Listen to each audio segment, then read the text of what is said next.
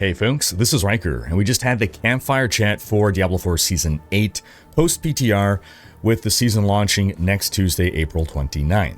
The Campfire went over some of the balance changes post-PTR, but they also hit upon some other interesting things, new features, answered some philosophy questions, and even addressed the roadmap and reassured us of some things. So this video will cover a brief summary and highlights from the Campfire chat. We're not going to go over all the details of Season 8. We've done that in previous videos. You can find them on my website, Rhykker.com. We're not going to get into all the little granular class balance changes, really just the big tentpole things. So first off, changes from PTR, with Season 8 having a big focus on new bosses and Belial and Supreme Belial, aka Giga Belial. They've really juiced up now the Giga Belial fight. They found that it wasn't as rewarding as it ought to have been. They've both buffed his difficulty and his rewards. And not just by running the numbers up on his difficulty, they did that, but they also gave him new tricks. That's always the better way of increasing difficulty rather than just, flat out increasing numbers. In general, all the lair bosses have had their numbers refined, their abilities refined. They're going to be a little more interesting. There's going to be less one-shotting. They want to add challenge in a more interesting way, and they said they want to respect our defenses. All the bosses should now feel much more appropriate to their tier of torment when they're introduced, both in terms of difficulty and reward. Also a change, if I'm understanding correctly, bosses now, their drops, half of it will come from their respective boss drop table, and half will be random loot. So it sounds like you can get loot outside of a boss's drop table now by farming a particular boss. Now, boss keys are a huge change in Season 8 going forward. The keys no longer open the boss fight. You can now fight the bosses for free. The keys are to open the reward chest at the end. Every individual player needs to spend their own key.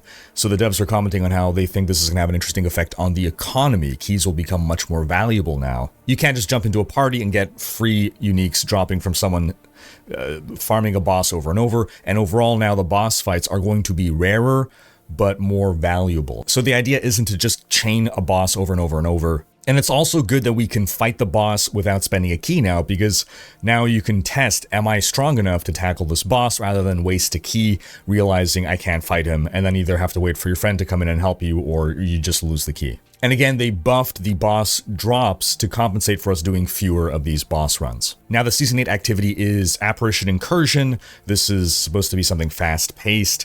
It's an activity that's up basically 24/7. It's meant to be simple. It's meant to be a boss rush event where you're just kind of like fighting a chain of bosses, ending with a Belial fight, or a baby Belial fight. Based on PTR feedback they were getting, they wanted to stress that the idea of this event is for it to be mixed in with other activities. It's not meant to take over everything. They set up in Season 7, the headhunts just became the entire game, and that made the game smaller, because from low level to high level, you're just doing these headhunts, and if you're not doing anything else, well, that's not expanding the game, that is shrinking it. So early on in leveling, the incursions are meant to be something that you do to some extent. You at least want to unlock some of your preliminary boss powers. They've also thankfully added extra bonus XP for killing the boss at the end, because from my testing, it really wasn't worth it to do these for leveling. I felt like just ignore this event until endgame. But now that we're getting, some more XP at the end, hopefully, I guess we'll find out, it is not just like a big waste of time for getting behind on levels. They've also reduced the ash requirement for leveling up your earlier boss powers. And then once you get into Torment difficulty, it's actually going to be doing the lair bosses. That's going to give you a considerable amount of the resource needed to level up your boss powers. So that at that point, the Apparition Incursions become something that you do seldomly. They're adding a whisper to it. So, when the whisper tells you go do it, that's kind of intended to be the time when you go do the Apparition Incursion. So it's just one part of the cornucopia of activities that you do in the endgame, as opposed to dominating the endgame.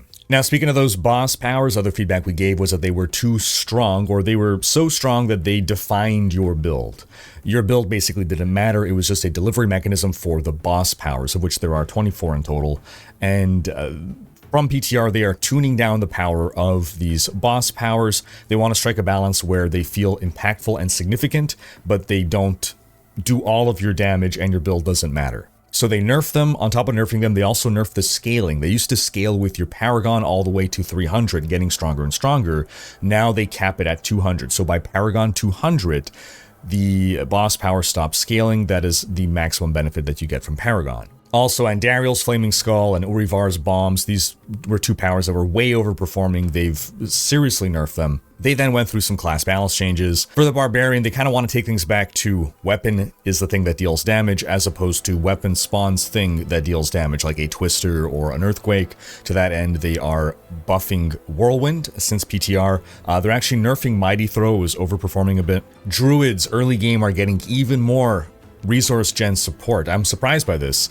We always complained in the past about Druids struggle the most early game. They've been, gradually over time actually improving the Druids early game. Now they're doing it even more. For the Necromancer, Blood Wave, Season 7 was ridiculously strong. They gutted it on PTR. Now they're bringing it back up a bit. Their goal isn't for it to be gutted. They just don't want it to be the most powerful thing ever. They're also reworking the rework to Bloodlance that they did on PTR, where they want it to be in a healthy spot between good at AoE and good at single target. For Rogue, Death Trap was looking too good on PTR, they nerfed that, but they really wanted to make a Poison Trap build a thing, so that ought to be interesting. For the Sorceress, they're smoothing out the animations for Summon Familiar, so you can summon your 3 familiars a lot faster now and get back into the action. They also completely reworked the Avalanche Key passive. It used to just give you a proc on a lucky chance to do something. Now it's just like a strict buff for cold builds. For Spiritborn, it seemed generator builds were still not quite hitting the mark, so they've given an additional buff to the Sapatazonic or whatever staff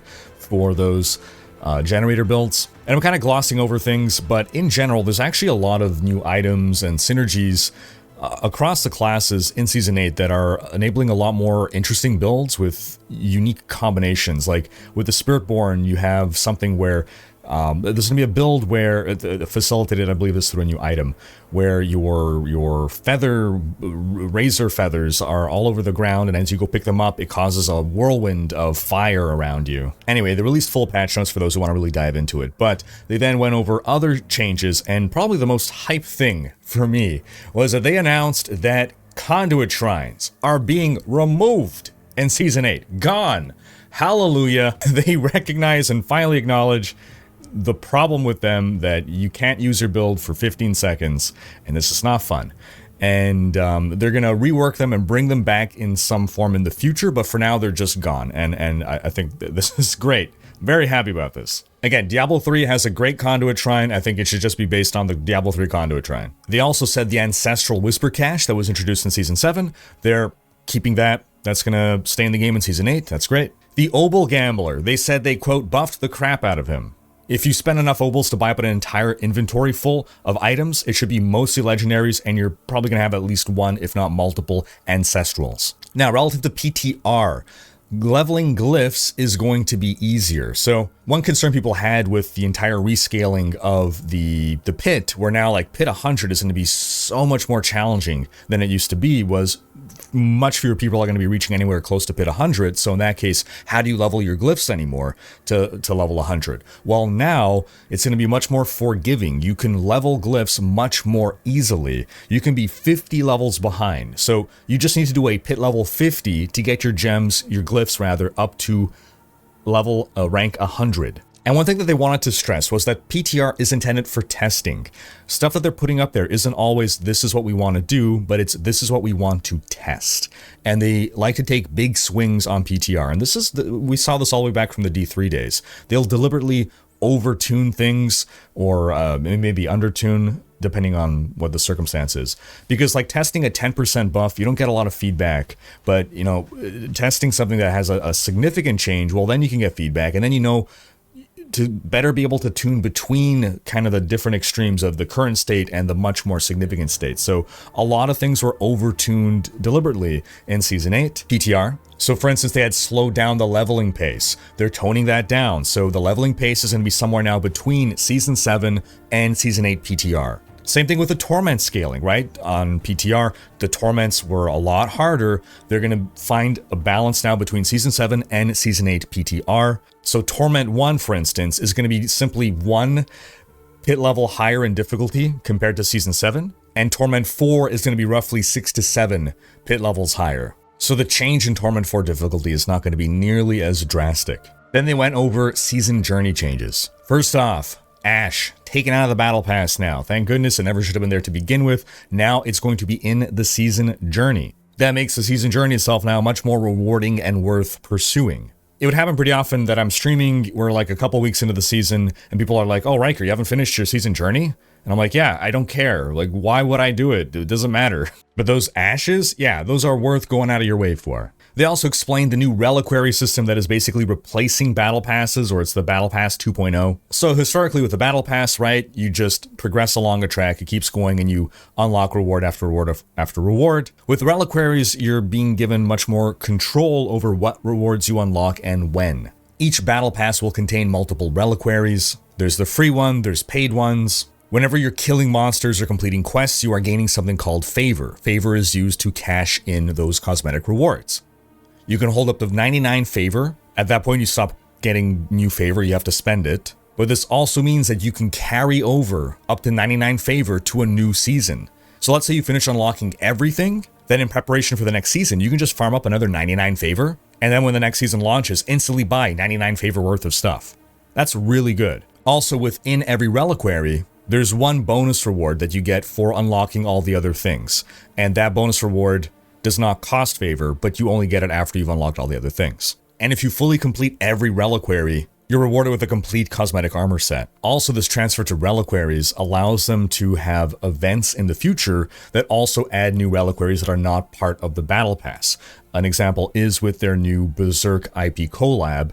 We spoke about that previously in our Saturday news video, but there's a collab coming up in early May with the manga Berserk, and that's going to come with its own reliquary where you can earn and unlock the different cosmetics. The Berserk event will run from May 6th through June 3rd, and during this timeline they'll also be doing the Support a Streamer program, where if you either sub to or gift a sub to a streamer, you will unlock a mount trophy. They'll also have a Twitch drop from April 29th to May 13th for this weapon cosmetic. Now, during the Q&A, they spoke about the roadmap again, and they reassured players that there's more to come. The roadmap is really just a starting point, and they're going to build on it as we get further into the year. They reaffirmed skill trees and endgame as topics to be tackled. They teased a major update to the skill tree, as well as aspects since they're connected. They said that there's a lot of moving parts here though, so they want to take their time and get it right.